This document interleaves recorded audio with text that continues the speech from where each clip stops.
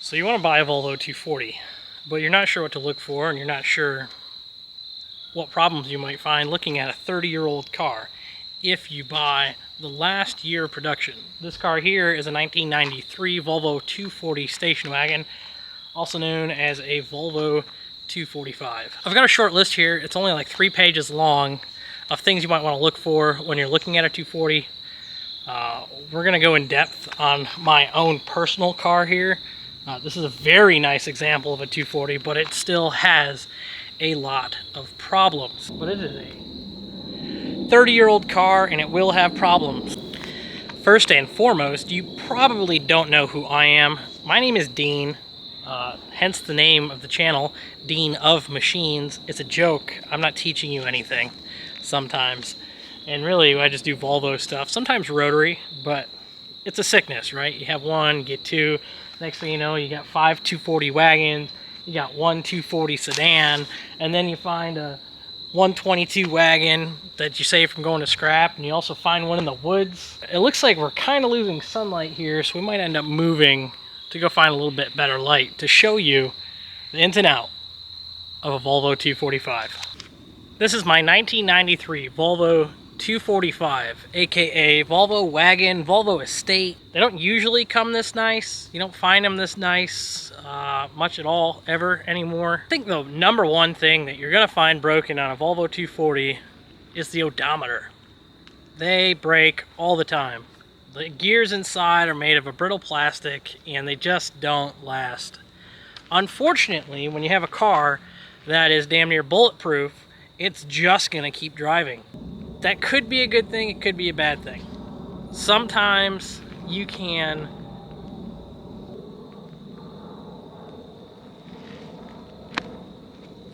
the nerve of people around here. 240s have problems with electrical connections. Brings me to my next point. Working lights. This car has fought me again and again on the headlights. I have done the turn signal stock, which actuates your high beams and low beams. I have done the headlight switch. I have done the dimmer switch, all of which are all tied in together. So once one of those starts failing or something, something's not going to work. The wiring is a big issue in this car just in general. Corrosion is a big deal on these wiring harnesses. So you'll see there's a lot of exposed copper. Corrosion can develop there, and the wiring harnesses on these cars are known for being super brittle.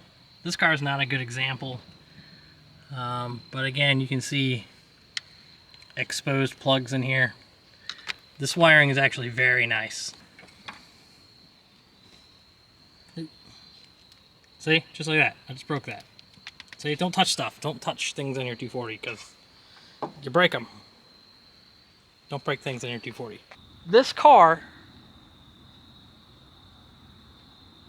speaking of cars, hold on. So this car uses spade connectors inside the plugs, and what happens is the way they're curled over starts getting loose. I think it's real hot because it's got a loose connection, and guess what? You start melting plugs. This car has melted the headlight relay plug. This car has melted the fuel pump relay plug. This car has melted the headlight switch plug. Just old connections. Like there's nothing you can do about it. It's a thing. Just something to be concerned about if you're looking for one of these beautiful cars.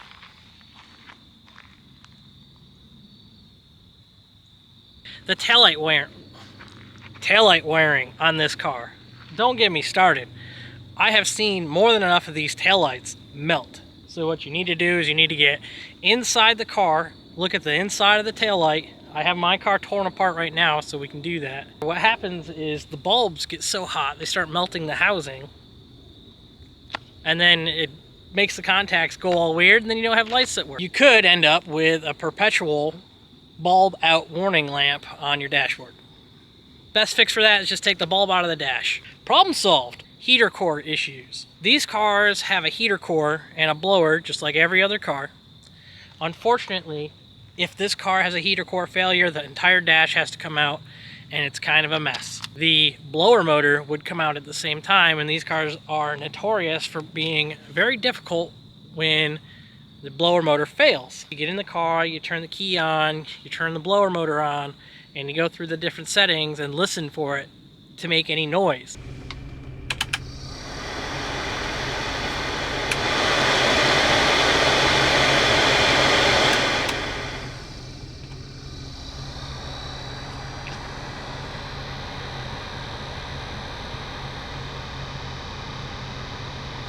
If it just sounds like a regular motor going woo, just humming along fine, it's no big deal. But if you hear like a squeaking noise, you probably have an issue. Radios. Often the radio's broken. I don't know why, they just get old. Probably due to electrical connections. The driver's seat is often collapsed because these cars go 400,000 miles and the seat can't take it.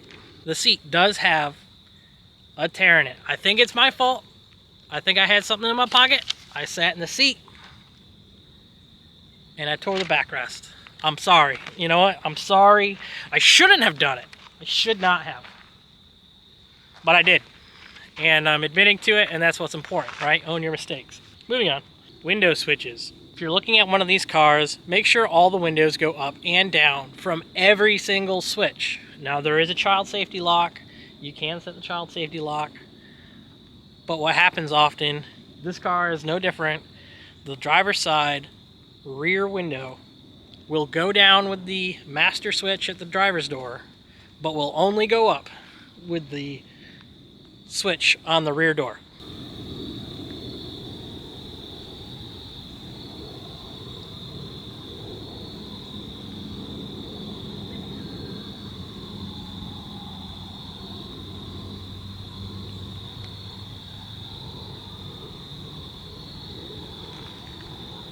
It's coyotes. Make sure all the doors open and close easily. Something that happens with the Volvo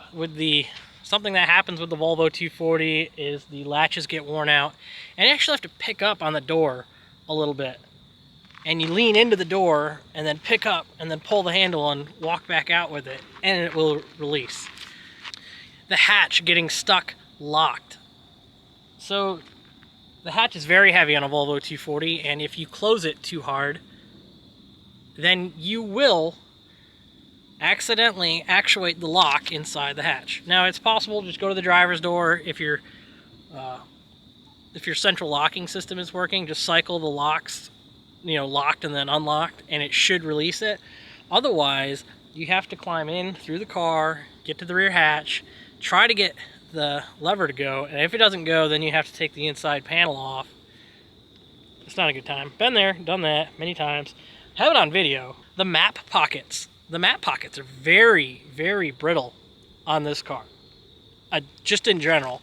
Mine are both intact and good shape, but if you try to find a replacement, good luck. You're not going to have a good time. You might as well buy a parts car with good map pockets because they are so expensive. The transmission. Not necessarily that the transmissions are bad.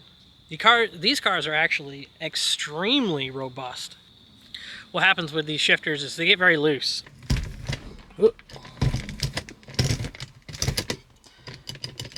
This is normal.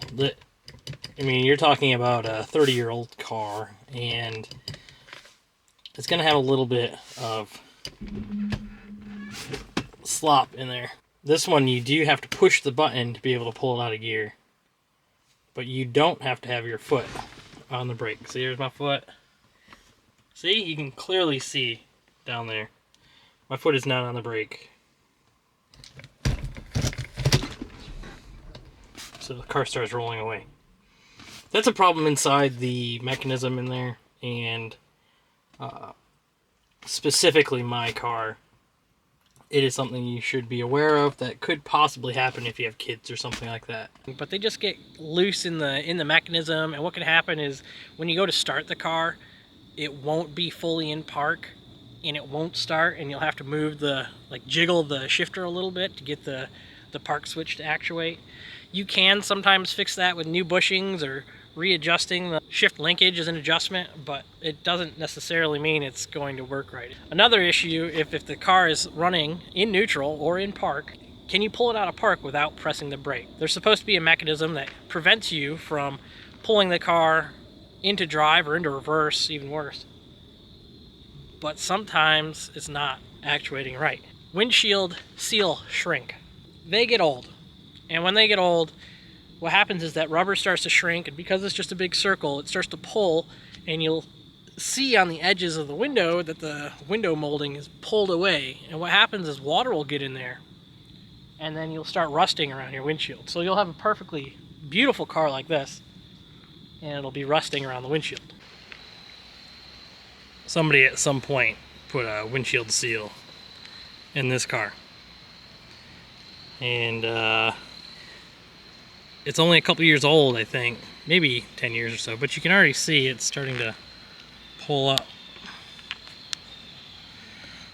Shrinks right in there.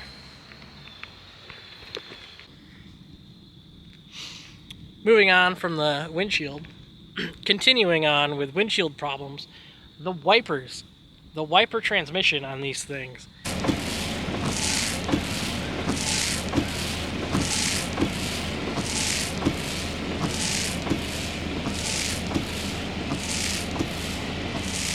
A weird cable mechanism on a pulley and going back and forth forever and ever. Eventually, they come loose. It's the next day now, and well, we ran out of sunlight yesterday, and it's quite a bit more windy today than it was yesterday, so we're just going to finish it off in the driveway. One thing you can always bet that a 240 owner will have more than one 240. It is 45 degrees out right now, so if you could kindly, maybe, possibly, if you have it in your heart, subscribe, like, comment. Let me know if you buy a 240 because of this video. Anyway, I have here a fuel pump relay that failed. And I don't know if it can be seen in the video here, but right about here, there's a spot. Simply refuses to look at it.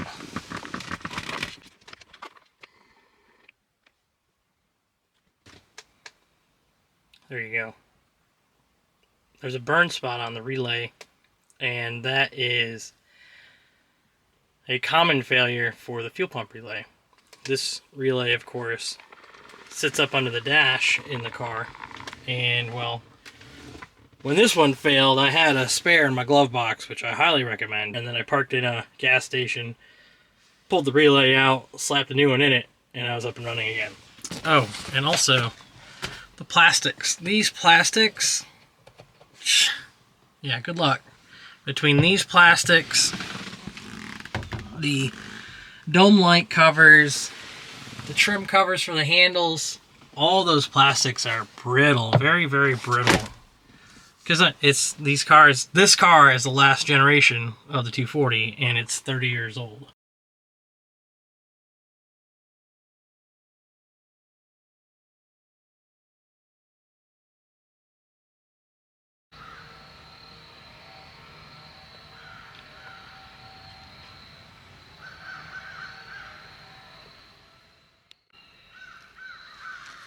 These are the non-glass headlights. These are the original US delivered headlights, and they're garbage. They always look like that. Always look like that. Always look like that. And you know what a 240 trait is? If you're buying one of these and it has the plastic headlights on it still, test them.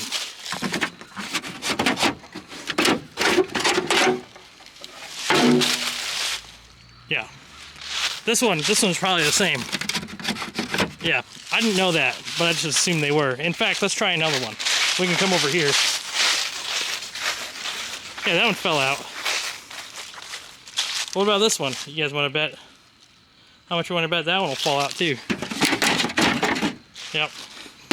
Just put it back in there.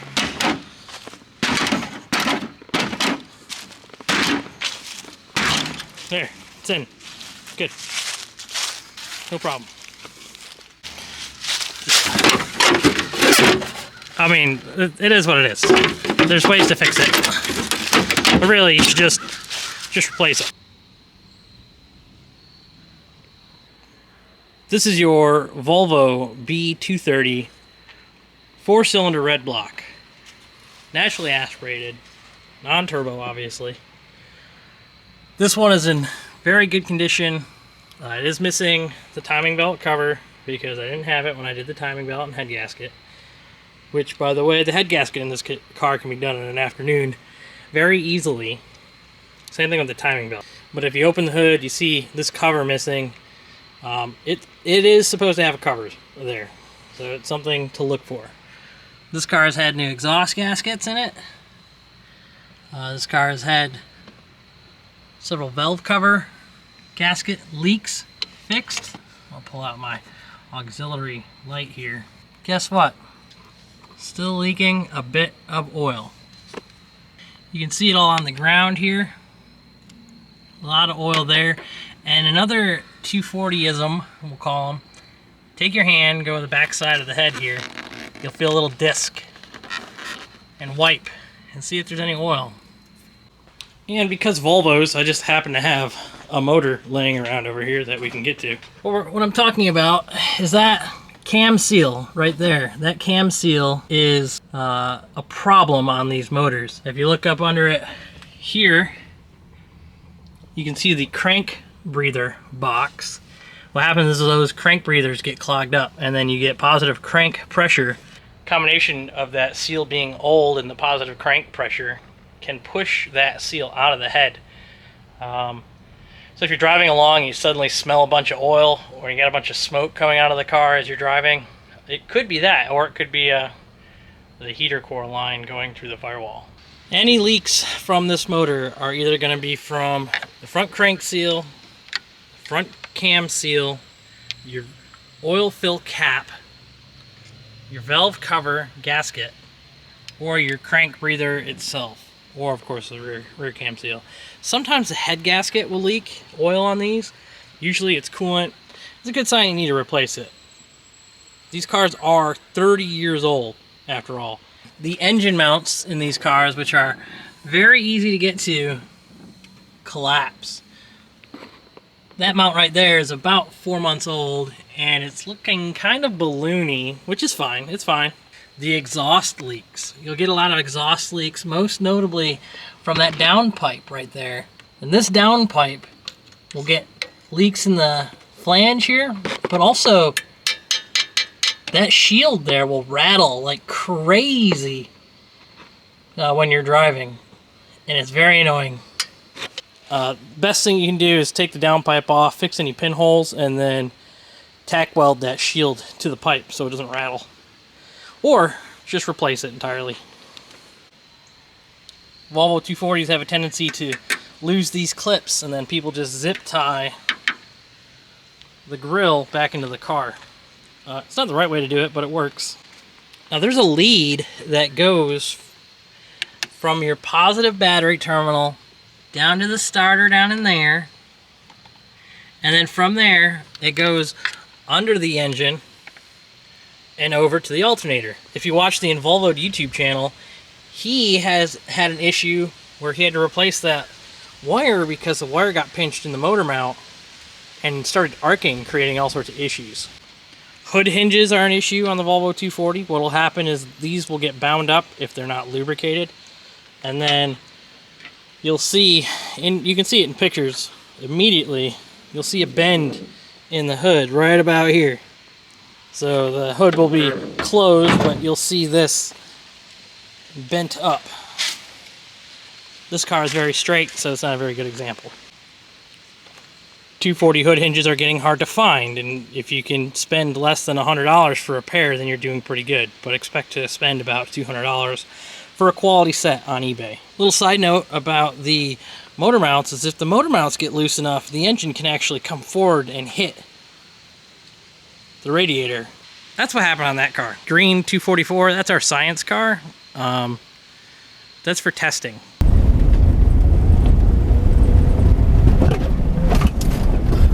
Oh, we need brakes. Brakes. This is a big drop.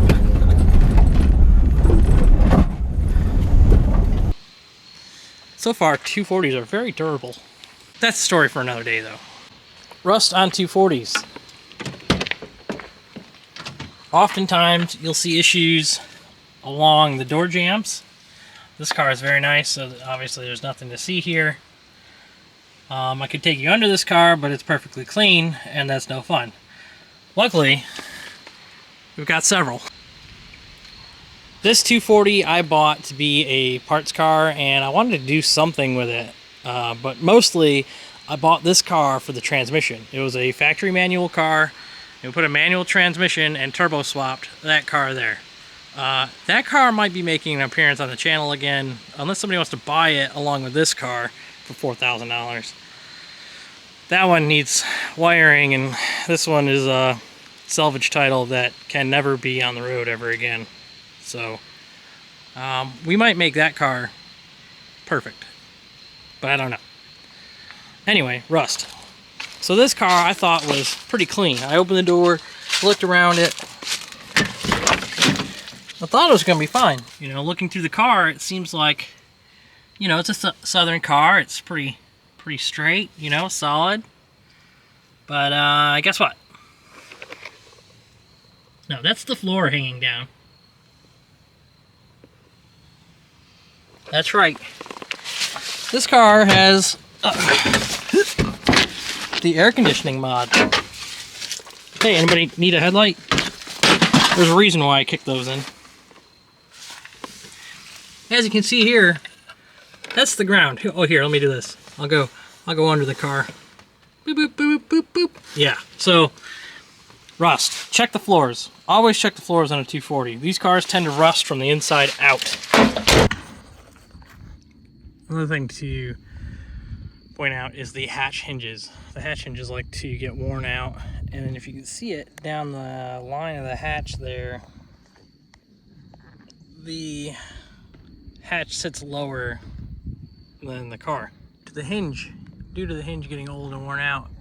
And you also have the wiring inside that gets very brittle. If you would focus, yeah, you can see it in there, it's pretty brittle. So, something to think about when you're looking at these cars. If it's got worn out hinges, most of them do. This one might be a better example of how they fail. And you can see the wiring inside there. Yeah, it's not ideal, but it is what it is. Another thing about these cars is the drive shaft can get kind of noisy. So what you do is you put it in drive, and you hold the brake, and you give it a bit of gas and see if you can hear any noise. This one not making any noise, so we're not going to worry about it. Obviously, this car has a brand new setup in it. 240s in general are slow cars. Like, this is flooring it right here. Don't expect to get a car that's zippy like a modern Nissan Altima. Just don't drive it as carelessly. Another issue with these cars is the trailing arm bushings. If you're test driving and you just give it a little back and forth sway on the steering wheel, you should be able to feel if the rear of the car is kind of loose. Obviously, your best bet is going to be getting under the car, having a look, and seeing if there are any bushings coming apart under there. Front and rear trailing arm bushings, any of your ball joints. Again, these are 30-year-old cars, so just assume everything is going to need a replacement. Modern replacements aren't that good, and you can only get some Volvo original parts. So, good luck. 240s have an issue with the dash cracking. This dash is very, very nice. Oh, looks like a little dirty there. Oh, I should have cleaned it before I did my little video shoot, huh?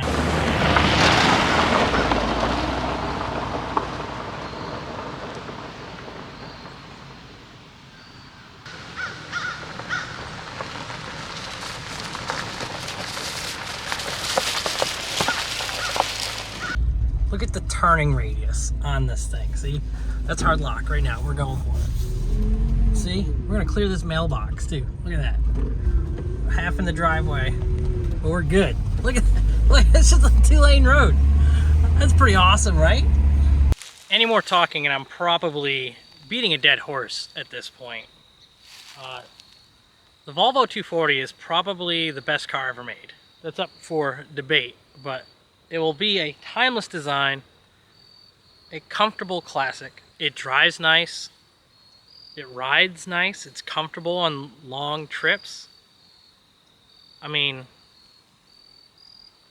it's unfortunate that this one, being the last year made, is 30 years old. So to find a nice one like this, good luck. But I'm Dean with Dean of Machines. Thank you for listening to me ramble about these old Volvos that I love. Consider liking, maybe subscribing. Go watch some other videos. How about you getting your garage fixed something, huh? Have a good day.